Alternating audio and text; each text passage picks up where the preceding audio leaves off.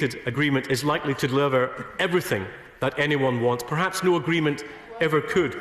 But for our communities, our prosperity, and for future generations, I believe that this agreement is the right thing for the United Kingdom. And I commend the Prime Minister's deal to this House.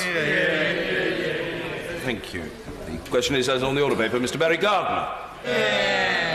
Mr. Speaker, for many months we have been confronted with a series of choices and a series of false choices. The country had to choose whether to leave or remain. The Cabinet had to choose whether to leave or remain in the Cabinet. For many on the government benches, the choice has become leave with a deal or without one. For many on my side of the House, the choice has been call for a second referendum or accept the first. Many famous figures have been quoted since we started our debate back at the beginning of December, but the words that keep coming back to me are these. It's not our abilities in life, but our choices that define who we truly are. Because for all the heart-searching, for all the division that these questions have caused, I'm convinced more than ever that the real divide in our country is not between those who voted to remain and those who voted to leave. It is, as the leader of my party said last week, between the many who do the work, who create the wealth and pay the taxes, and the few who set the rules, who reap the rewards, and so often dodge paying the taxes. The real choice is when we see injustice, unfairness, and inequality. It's whose side are we on? In answer to that question, my party, the Labour Party, has always throughout its history had one and only one answer. As the party of the many, we seek to heal the appalling divide that we now see in our society. The speeches that have moved me in the long course of our debate since December were the ones like my honourable friend from Stoke-on-Trent Central, when he explained that his constituents were not interested in the processes or the amendments. They wanted to know, I quote him, they want to know how they will feed their kids and heat their house, and how they will get to work if there is no bus. How will they make ends meet if they have to move from their current benefit onto universal credit? This view was intriguingly echoed from the government benches by the honourable member for Plymouth Moor View, when he said, the vote to leave was in no small part a cri de coeur from the millions of people who feel that the powers that be in Westminster no longer know, let alone care, what it feels like to walk in their shoes. At every level, there was a direct correlation between household income and the likelihood to vote for leaving the EU. Those are his words. The social divide in our country is real. And yes, I agree with those of my colleagues who say, but this wasn't caused by the European Union. That's true. But nor did the European Union provide a shield against it.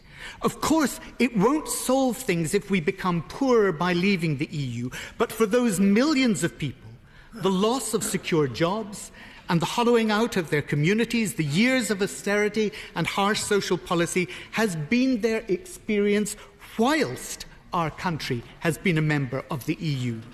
That's why remaining in the EU does not appear to them to be a solution to the inequality that we face. Cri de coeur it may have been, but those people will feel nothing but anger and disgust for us as politicians if we turn round now and patronise them by ignoring and reversing the message they gave us in the referendum. My good friend, the member for Newcastle upon Tyne Central, expressed this with an eloquence we rarely hear in this chamber when she said, "The right to be heard is a key battleground in the history of our country, and it is at the heart of the age-old division between those who labour in silence and those who speak from a gilded platform." My God, I wish I'd said that. When the referendum result came in, those people who voted to leave finally felt their voices had been heard.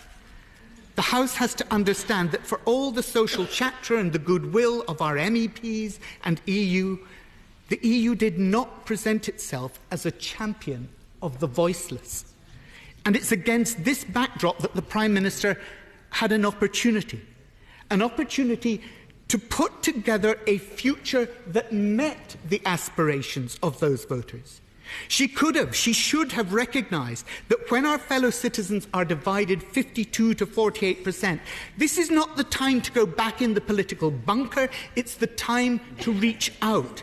She should have reached out and tried to build a consensus across Parliament that would have united our country. That would have been leadership. Instead, she doubled down. She put her party interests before the country and tried to appease the ERG. I don't deny that the Prime Minister has shown steel and determination. But there is a point at which steel and determination becomes obstinacy and recklessness. And she has gone far beyond it. In the Labour Party, we consistently argued that Parliament must be properly consulted, fully involved. Before triggering Article 50, on the impact assessments, on the right to a meaningful vote on the deal, on the financial modelling, and of course we argued that Parliament had the right to see the full legal opinion prepared by the Attorney-General. The Prime Minister's refusal at every stage was a blunder that resulted in an achievement unique in 1,000 years of our history in this place, a government being held to be in contempt of Parliament. Ironic, given that Brexit was supposed to be about restoring the sovereignty of Parliament. It's hardly... Of course, I give way to them. Honourable gentleman giving way. He talks about the importance of uniting this House. Would he be united with me in rejecting the idea of a second referendum and that we need to honour the referendum mandate and leave the European Union? I will come to conclude exactly on the point that the Honourable Gentleman has raised, because I think it's absolutely at the heart of the conundrum that is affecting this House and indeed the country. But if he gives me time, I will get there. Of course, give way to the Secretary of State. Speaker, I'm grateful for the way in which the Honourable Gentleman is setting out his arguments, but if he feels that he was ill-informed when Article 50 was triggered, why did he vote for it? The Secretary of State makes a bewildering point, because I didn't talk about being ill-informed on the triggering of Article 50 at all, but it's his own point and maybe he understands what he means by it.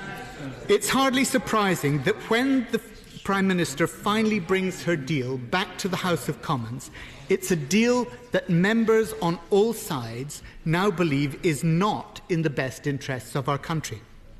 And I know the Prime Minister is now reaching out to her rather unlikely newfound friends in Unite and GMB, and even to members across the House. But colleagues will recognise that this is a paradigm of too little, too late. Workers' rights and environmental standards and protections are a vital part of our concern, Labour's concern, around the future relationship. We can't agree that the UK should be in a situation where we might fall behind our EU counterparts. Non-regression from the current levels makes it almost impossible to take action against the loss of a specific right. But as the TUC has made clear, what is required are not vague assurances, but the binding long-term guarantees that working people need. These are not, even now, being offered. On the 10th of December, the Prime Minister called a halt to the first part of this debate. She acknowledged that, as it stood, the package of the withdrawal agreement and the future political framework would not gain the support of this House. She undertook to change it, to come back with legally binding assurances in relation to the backstop after listening to the objections of members. And indeed, the Secretary for International Trade went as far as to say, and I quote him, "It is very difficult to support the deal if we don't get changes to the backstop. I'm not even sure the Cabinet will agree for it to be put to the House of Commons." Well, here it is. And here he is. But the only thing that has changed has been that the Prime Minister has lost yet more votes, more of the confidence of members, and more of the confidence of the country. And the letter from the EU that she's brought back is a long way from the significant and legally effective commitment the Prime Minister promised last month. It is a reiteration of the EU's existing position. She's delayed proceedings in a futile bid to run down the clock, but once again, nothing has changed.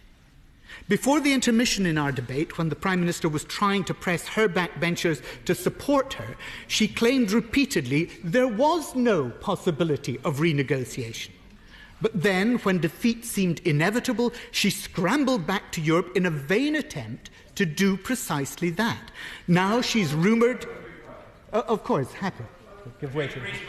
You're criticising, the Honourable Gentleman is criticising the Prime Minister for saying, I do apologise, Mr Speaker, even Homer nods. The Honourable Gentleman is saying that the Prime Minister told us that she couldn't renegotiate, and now is criticising her for coming back saying she couldn't renegotiate as she said. That seems a little bit unfair. Well, the Honourable Gentleman is extremely courteous, and he is always punctilious about the truth of what is said in this chamber. I simply stated the facts, that she had said that it was impossible to renegotiate, but when she faced defeat, she then tried to do what she herself had said was impossible. The government could have used some of this time to respond to the Treasury Select Committee to provide proper economic assessments containing an analysis of the Northern Irish backstop and setting out the short-term economic impact of the Prime Minister's proposed deal. On the 11th of December, the Treasury Select Committee published their report on the withdrawal agreement and the political declaration. In it, they concluded that the white paper scenario, which is akin to the Chequers proposal, represents the most optimistic and generous reading of the political declaration, insofar as it is consistent with it at all. It does not represent the central or most likely outcome under the political declaration. Therefore, it cannot be used to inform Parliament's meaningful vote on the withdrawal agreement. The information provided includes no analysis of the backstop, and there is no short-term analysis of any of the scenarios, including on public finances and on regional and sectoral job losses and gains. The government has only provided long-term analysis which doesn't show how the economy will transition to a new trading relationship, or the path taken by inflation or unemployment. The chair of the committee, the Right Honourable Member for Loughborough, commented, "The aim of this report is not to recommend how MPs should vote, but to ensure that MPs are as informed as possible when it comes to choosing a division lobby. Yet the government has made this difficult to achieve. The committee is disappointed that the government has modelled its white paper, which represents the most optimistic reading of the political declaration, rather than a more realistic scenario. The committee is also disappointed that the Treasury has not analysed the backstop and fails to include short-term analysis of any of the scenarios, including impacts on public finances and on regional and sectoral job losses or gains." In the Chancellor's letter, I will in a moment once I finish this point, in the Chancellor's letter responding to the committee, he revealed there is not yet sufficient specificity on detailed arrangements for modelling purposes. Indeed. And therefore the provisions of the backstop have not been included in the analysis. Indeed. Members are being asked to take one of the most important decisions for our country on the basis of inadequate financial information. And it is precisely this lack of specificity that has members across this House unable to have confidence in the Prime Minister's deal. Happily give way, of course, to the Chancellor on that point. Acknowledge that the Treasury, the cross-government modelling that he refers to, was looking at the situation 15 years out. Of course it doesn't reflect the inclusion of the backstop. The backstop, if it were used, would be a temporary arrangement, completely irrelevant to the stable state 15 years out. I'm sorry, and I will come back to the Honourable Gentleman in a moment, but first of all let me respond to his Right Honourable friend, the Chancellor. The Chancellor must acknowledge that, of course, it was right to look at the 15-year long-term assessment. Nobody's disputing that. And indeed, I will come to a passage later on where I quote precisely from the analysis that he has done. But the problem is that this is not just my criticism, this is the All-Party Treasury Select Committee's criticism, that these crucial elements of how we will transition to the future relationship have not been analysed and have not been presented to the House. I give way to the Honourable Gentleman. No assessment for giving it away again. As a member of the Treasury Select Committee, I share his concerns in terms of the modelling, and I do believe that the Treasury need to be better at listening. But would he also unite with me that Labour's various Brexit tests are not worth the paper they're written on? Indeed, I believe one member of the Shadow Cabinet had a profanity about Labour's Brexit policy not so very long ago.